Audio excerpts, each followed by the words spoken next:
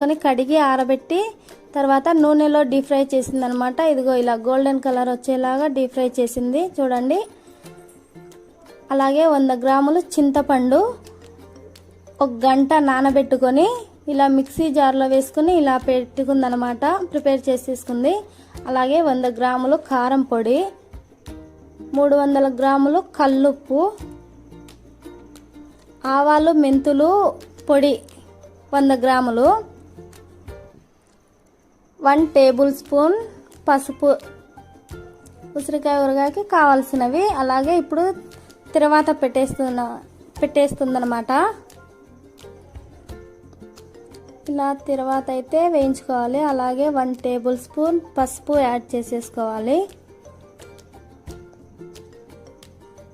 అలాగే అందులోకి చింతపండు రసం వేసుకోవాలి.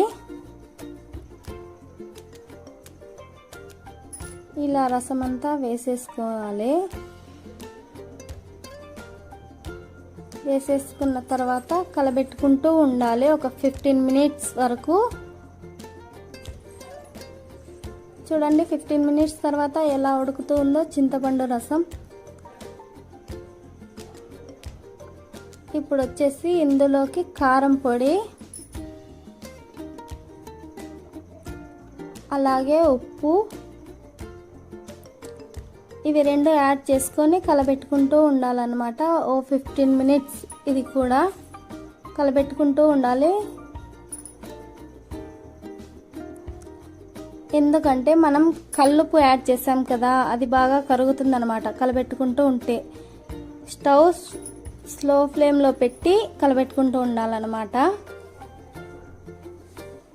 15 మినిట్స్ పెట్టుకోవాలి. ఇది కూడా 15 మినిట్స్ తర్వాత ఇదిగో ఇలా ఆయిల్ అంతా బయటకు వచ్చేస్తుంది అనమాట. ఇలా ఆయిల్ అంతా బయటకు వచ్చేసిన తర్వాత ఇందులోకి ఉసిరికాయలు యాడ్ చేసుకోవాలండి. ఇప్పుడైతే ఉసిరికాయలు వేసేసుకుందాం. మనం వచ్చేసి 1 కిలో ఉసిరికాయ ఊరగాయ పెట్టుకోనికి ఇవి కావాల్సినవి. ఇలా అయితే మీరు కూడా ప్రిపేర్ చేసేసుకోండి. ఇలా అయితే మొత్తం కలబెట్టుకోవాలి. ఉసిరికాయలు వేసిన తర్వాత 30 మినిట్స్ అయితే స్టవ్ మీద పెట్టేయాలండి. మంట స్లో ఫ్లేమ్లోనే పెట్టాలన్నమాట. 30 మినిట్స్ తర్వాత వచ్చేసి ఆవాలు మెంతుల పొడి యాడ్ చేసుకోవాలి. ఎందుకంటే ఫస్టే వేస్తే అడుగంటుతుంది, అందుకని లాస్ట్లో అయితే వేసుకోవాలి. మనం ఒక 5 మినిట్స్ ఉండగా దించే ముందుగా వేసేసుకొని తర్వాత 5 మినిట్స్ తర్వాత స్టవ్ ఆపేస్తే